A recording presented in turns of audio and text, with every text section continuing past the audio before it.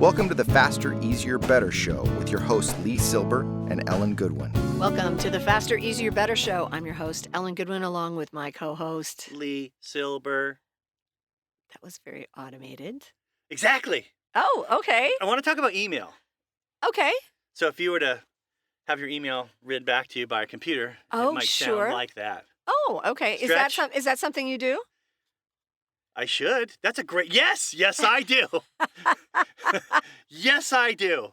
Interesting. That way I'm not attached to any device. I can just put it, listen to my emails. That's not a bad... That's a really good idea.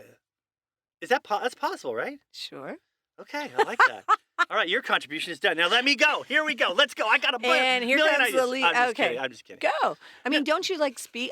On my phone, I speak all my texts and emawould Exactly. But Saves time. yeah, but it does. But I have a lisp. Well, I was going to say. Who would put an S in the word lisp? That's cruel. Why would you do that? Right? It's true. It's already hard enough to say it, for gosh sake. Anyhow, but yeah, I always find that something random comes up. Like today, I said something, I did that, and it came out, I'm dead that. So apparently, I'm dead now. So Lee, take it away. Right. Well, I would say my premise of this, as it relates to email, is people don't want war and peace. They want a text. They want a text in email form, basically. Yeah. And so, I'm a big fan of Steve Jobs and Apple, obviously. And I look at his slides, and when he would, instead of having everything on one slide, he would use multiple slides. So sometimes when I make a long email, and even though I'm great at making them bulleted, bolding the beginning of each or the main points or whatever, still people call me with the question, which leads me to believe they never read it. They're like, what time is it? It's right there in the middle in bold, but because it's in the middle. Did you not read? Yeah. They don't. So I'm thinking maybe, if you think of it like a text, it's got one concept. Okay, I'm just going to tell you about this one thing, and then I'll send you another email. I'm not saying this is the right way. I'm just making a suggestion. No, that totally makes sense, that each email should have one sort of thought process. I was reading a book this week on a guy that's how to do things better. And he's never have an email that you got one, this is the subject line. And, the subject line might be lunch on Saturday. And all of a sudden you send it out and someone's like, cool, I'm good for lunch on Saturday, but what about dealing with Doug? Well, all of a sudden you've changed. So you have to have another email. You have to, because if you're sorting by subject line, boom, you've lost the Doug thing. Poor Doug. We can't deal with him. I think Doug escaped because no one needs to deal with him. That's a good thing. I think we're all better off. But I think people, and if it is a long, how do you shorten an email? So in a previous episode, we talked about famous people. Mm-hmm. We talked about Hemingway. And right. He was ahead of his time in the sense that get to the point. That was one of his core values as a writer. Get to the point. And nothing extraneous. We've talked about this before. When you're writing a press release, it's who, what, where, why, and when, and it starts with that.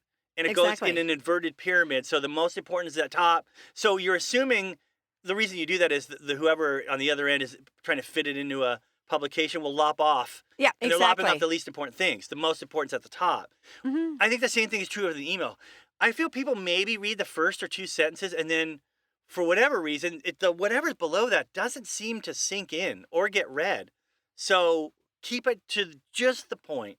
And I think it saves us time because we don't have to write so much. True. It saves us time because people aren't calling us and emailing us back saying, what again am I supposed to do? Or what, And then I would say to shorten them up, because people, when they see a big, long email, I'll deal with it later. Yeah. So we keep it to one screen or less. And we do that sometimes by putting in a link to more information.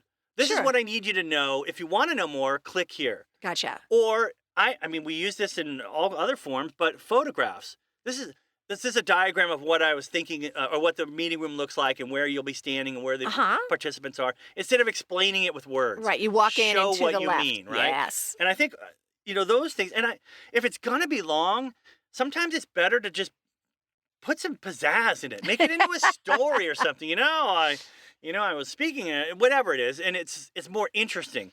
So with a good story, you start strong. You draw them in. Then you leave them wanting more as you go, and then you have at the end some sort of grand conclusion or ending that reaffirms. This is more nonfiction, but tell them what you're going to tell them, then tell them what you told them. That all those things are going to help us with our email. Awesome. Well, I will remember that next time I email you. I will keep it short and very sweet. You should, because otherwise it ain't going to get read.